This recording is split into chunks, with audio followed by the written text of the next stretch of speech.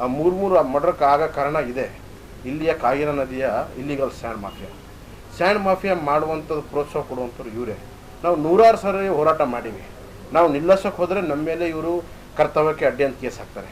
ಯಾರು mains department ಇಂಜಿನಿಯರ್ಗೆ ಕರ್ಕೊಂಡು ನಾವು ಹೊಳಗೆ ಹೋಗ್ತೀವಿ, ಎಲ್ಲ ಪೊಲೀಸರಿಗೆ ಡಬಲ್ 1 ಕರೆ ಮಾಡಿ ಪೊಲೀಸ್ ಸಂಗಟ ಹೊಳಗೆ ಹೋಗ್ತೀವಿ. ನಾವು ಹೊಳಗೆ ಹೋದ್ಮೇಲೆ ಕೇಸ್ ಮಾಡ್ರಂದ್ರೆ ನಮಗೆ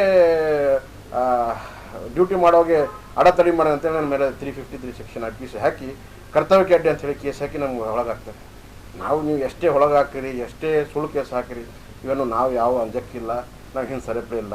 ಕಾನೂನು ಚೌಕಟ್ಟದಲ್ಲಿ ತಾವು ಏನು ಆ್ಯಕ್ಷನ್ ತೊಗೋಬೇಕು ಅದು ತೊಗೊಂಡ್ರೆ ಮಾತ್ರ ಸಂವಿಧಾನ ಒಪ್ಪುತ್ತೆ, ಈ ಕಾನೂನು ಒಪ್ಪುತ್ತೆ, ಈ ಜನರು ಒಪ್ತಾರೆ. ಸರ್ ಇನ್ನೊಂದು, ಅವರು ಊರಾನ್ ಜನ ನಿಮ್ಗೆ ಫೋನ್ ಮಾಡಿದಾರ? ಊರಾನ್ ಜನ ಪೊಲೀಸ್ ಕೇಸ್ ಯಾಕೆ ಮಾಡಿಲ್ಲ, ನಿಮಗೆ ಫೋನ್ ಮಾಡಿದಾರೆ? ಊರಾನ್ ಜನ ನೂರಾರು ಅರ್ಜಿ ಕೊಟ್ಟಿದ್ದ ತಹಶೀಲ್ದಾರ್ಗೂ ಇಷ್ಟೂ ನಾಲೆಜ್ ಇಲ್ಲ.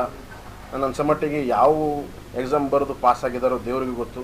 ನಾವು ಹೇಳ್ತಾ ಇರಿದ್ವಿ, ಇವರು ಡೂಪ್ಲಿಕೇಟ್ ಯಾವುದೋ ಔಷಧವನ್ನು ಕೊಡ್ತಾ ಇದ್ದಾರೆ ರೀ, ರೈಡ್ ಹಾಕಿ ಅವನ ಬಳಿ FSSI ಲೈಸೆನ್ಸ್ ಇದೆಯಾ, ಟ್ಯಾಬ್ಲೆಟ್ ಕೊಡುವಂಥ ಡ್ರಗ್ ಲೈಸೆನ್ಸ್ ಇದೆಯಾ, ಇವನು ಏನು ಅಧಿಕಾರ ಇದೆ? ಸೊ ಸೈನ್ಸ್ಗೆ ಸವಾಲು ಆಗ್ತಾ ಇದ್ದಾನೆ. ನಿಮ್ಮ THದವ್ರು ಇಲ್ವಾ, ನಿಮ್ಮ ಡಿಪಾರ್ಟ್ಮೆಂಟ್ ಇಲ್ವಾ, ಹೆಲ್ತ್ ಡಿಪಾರ್ಟ್ಮೆಂಟ್ ಏನು ಕೆಲಸ ಮಾಡ್ತಾಯಿದೆ? ಹೆಲ್ತ್ ಮಿನಿಸ್ಟ್ರೂ ಸಹ ಇದೇ ನಮ್ಮ ಕಲಬುರಗಿ ಜಿಲ್ಲೆಯವರು. ಏನು ಮಾಡ್ತಾ ಇದ್ದಾರೆ ಅಂತ ಕೇಳಿದ್ರು ಏನು ನಾಲೆಜ್ ಇಲ್ಲ. ಆಯಿತು, ನಾವು ಎಲ್ಲ ಅರ್ಜಿ ಬರೆದು ಕೊಡ್ರಿ, ನಾವು ನೋಡ್ತೀವಿ ಅಂತ ಹೇಳಿದ್ರು. ಅರ್ಜಿ ಕೊಟ್ಟೆವು, ಕೇಸ್ ಕೊಟ್ಟೆವು, ಈ ಕನ ಕೇಸ್ ಆಗಿಲ್ಲ. ಇದು ನಡ್ತಾ ಇರೋದು ಕಲಬುರಗಿಯ ರಾಜರೋಷವಾಗಿ ದಾದಾಗಿರಿ, ಗುಂಡಾಗಿರಿ, ಪೊಲೀಸರೇ ಗುಂಡಾಯಿಸಮ್ ಮಾಡ್ತಾ ಇದ್ದಾರೆ. ಮುಂದಿನ ಜನರು ಸೇವೆ ಕಡೆ ಮುಂದಿನ ನಡೆ ಈ ನಡ್ತಿರುವ ಹಗರಣ ಮತ್ತು ಸುಳಿಗೆ ಅಂಥವರ ಕಡವಾಣೆ ಕಡೆ ಅವ್ರಿಗೆ ಕಡವಾಣೆ ಹಾಕತನ ನಾವು ಹಿಂಸರಲ್ಲ.